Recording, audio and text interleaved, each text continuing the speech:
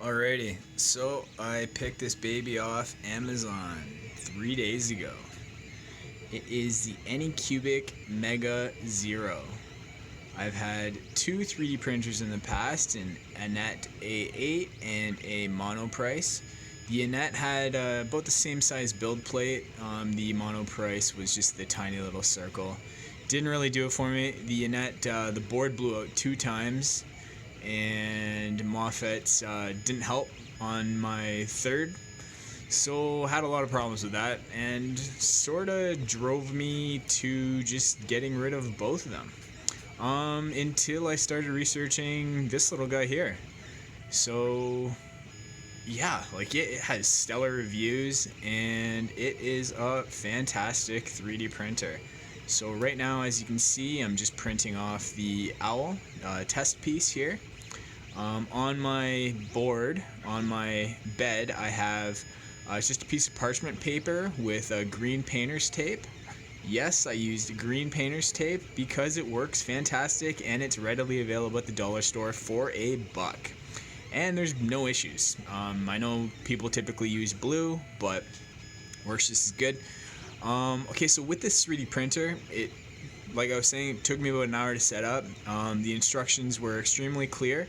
Brings you through everything from setting the 3D printer up to leveling it to inserting your first roll of filament. It is super quiet. It is running like a dream right now. Running absolutely perfect.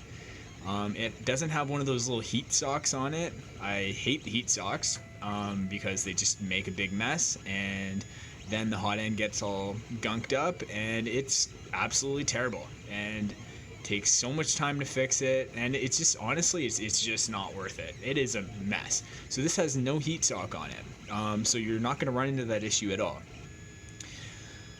It was extremely easy to level because you have these handy dandy little wheels on all four sides here. So you literally just tighten it all up, and then you just run it through from corner to corner, and you just adjust it with a piece of paper underneath the hotbed, under the hot piece there, and just make sure it's got a bit of tension, and you're good to go.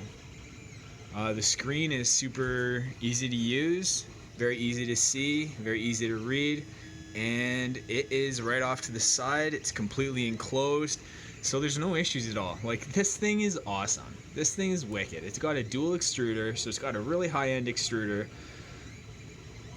Everything is all tucked away and good to go. No issues. Like, this thing is rock solid here. It even comes with a spool holder for the very top, as you can see up here.